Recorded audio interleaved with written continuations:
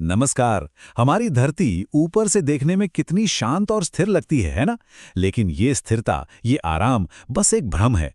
सतह के ठीक नीचे एक विशाल, एक अदृश्य इंजन लगातार चल रहा है। एक ऐसी शक्ति जो कॉन्टिनेंट्स को, महाद्वीपों को सरकाती है और हमारे प्लैनेट का पूरा चेहरा ही बदल देती है। तो चलिए आज हम इसी इंजन के रहस्य से पर्दा उठाते हैं। सवाल बहुत सिंपल था, लेकिन इसका जवाब किसी के पास नहीं था। सोचिए, 20वीं सेंचुरी की शुरुआत में जियोलॉजी की दुनिया में इसी एक सवाल पर बहस छिड़ी हुई थी। अल्फ्रेड वेगनर ने कॉन्टिनेंटल ड्रिफ्ट थ्योरी देकर एक तरह से क्रांति तो ला दी थी। उन्होंने बता दिया था कि कॉन्टिनेंट्स मूव कर रहे हैं, पर उनकी थ्योरी में एक बहुत बड़ी कमी थी। उनसे जब पूछा गया कि अच्छा ठीक है, कॉन्टिनेंट्स मूव करते हैं, पर इन्हें मूव करवा कौन रहा है? कौन सी फोर्स है जो इतने विशाल लैंड मासेस को खिसका सकती है? इसका जवाब उनके पास नहीं था। तो इस पूरी जियोलॉजिकल मिस्ट्री को सॉल्व करने के लिए हम इन 5 स्टेप्स को फॉलो करेंगे। सबसे पहले, ये इंजन आखिर है कहाँ? फिर हम मिलेंगे होम्स से और उनके ब्रिलियंट आइडिया को समझेंगे। उसके बाद देखेंगे कि कन्वेक्शन आखिर काम कैसे करता है, और फिर इस आइडिया को प्लेट टेक्टोनिक्स से जोड़ेंगे। और एंड में ये समझेंगे कि एग्जाम्स के लिए ये थियोरी इतनी इंपॉर्टेंट क्यों है। चलिए शुरू करते हैं। हमारी कहानी शुरू होती है वेगनर के उस अधूरे काम से। देखिए, उन्होंने क्या हो रहा है ये तो बता दिया। उन्होंने कहा कॉन्टिनेंट्स ड्रिफ्ट कर रहे हैं। सबने मान लिया। सबने नहीं माना, पर आगे चलकर प्रूफ हो गया। लेकिन जो कैसे और क्यों वाले सवाल थे, वो हवा में ही थे। साइंस को एक सॉलिड मैकेनिज्म चाहिए था, एक इंजन की तलाश थी। और तभी इस कहानी में एंट्री होती है एक ब्रिटिश जियोलॉजिस्ट की, आर्थर होम्स। वही आगे आते हैं इस साइंटिफिक गैप को भरने के लिए। इस पहेली का जो सबसे इंपॉर्टेंट मिसिंग पीस था ना, वो होम्स ने ही लाकर जोड़ा। साल था 1928-29। आर्थर होम्स ने एक आइडिया प्रपोज किया, एक फिजिकल मैकेनिज्म, एक ऐसी थियरी जो फाइनली कॉन्टिनेंटल ड्रिफ्ट के पीछे की फोर्स को एक्सप्लेन कर सकती थी।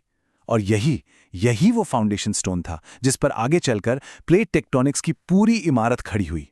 तो सवाल यह है कि आखिर ये कन्वेक्शन करंट थ्योरी है क्या? बिल्कुल आसान भाषा में समझते हैं। सोच लीजिए कि धरती के अंदर उसके मेंटल में एक आग जल रही है। ये गर्मी आती है रेडियो एक्टिव एलिमेंट्स के टूटने से, जिसे रेडियो एक्टिव डीके कहते हैं। इस हीट से मेंटल के अंदर का पिघला हुआ रॉक यानी मैग्मा गर्म हो जाता है। और कोई भी चीज़ जब गर्म होती है तो वो हल्की होकर ऊपर उठती है। फिर ऊपर आकर वो ठंडी होती है, भारी हो जाती है और वापस नीचे चली जाती है। ये जो ऊपर नीचे का सर्कुलर मूवमेंट है ना, इसी को कहते हैं कन्वेक्शन करंट। ठीक है, अब इस प्रोसेस को थोड़ा और डिटेल में देखते हैं, स्टेप बाय स्टेप। आखिर ये मैकेनिज्म काम कैसे करता है? इस पूरे साइकिल को इन 5 सिंपल स्टेप्स में समझिए। स्टेप 1, धरती के कोर के पास मैंटल का निचला हिस्सा बहुत गर्म होता है।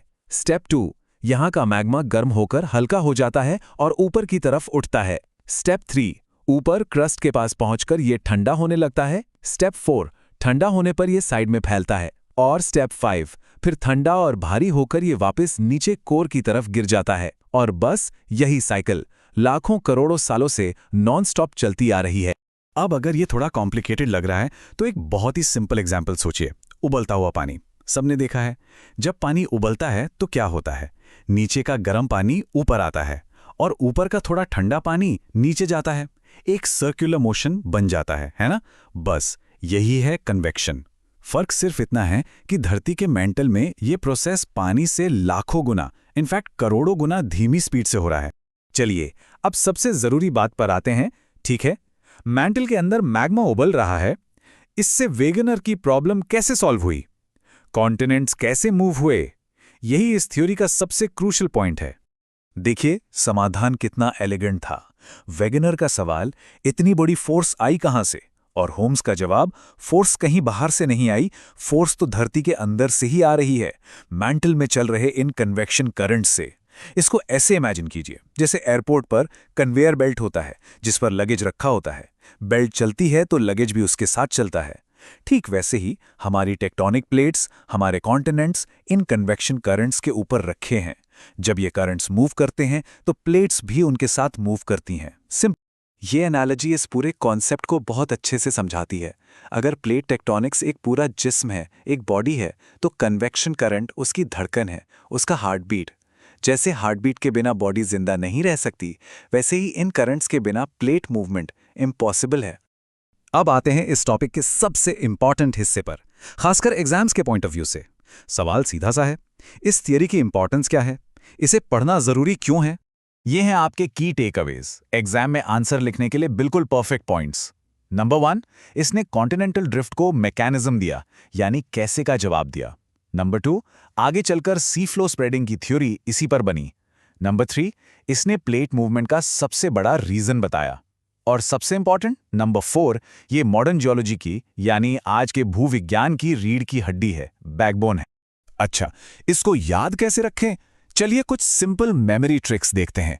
पहली trick, Holmes equal to heat. H से होम्स, H से हीट। आर्थर होम्स ने ही उस हीट इंजन का कॉन्सेप्ट दिया था जो सब कुछ चला रहा है। दूसरी ट्रिक, मैंटल इक्वल्स इंजन। असली इंजन कहाँ है? मैंटल में। जैसे कार का इंजन कार को चलाता है, वैसे ही धरती का मैंटल इन प्लेट्स को चलाता है। और तीसरी, आखिरी trick, plates is equal to passenger. इससे याद रहेगा कि प्लेट्स एक्टिव नहीं हैं, वो पैसिव हैं।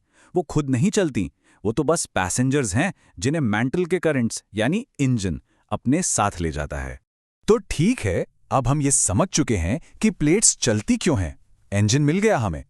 लेकिन यहां से एक नया और भी इंटरेस्टिंग सवाल शुरू होता है। जब ये करंट्स, ये कन्वेयर बेल्ट्स दो प्लेट्स को एक दूसरे की तरफ धक्का देते हैं और वो आकर आपस में टकराती हैं, तब क्या होता है?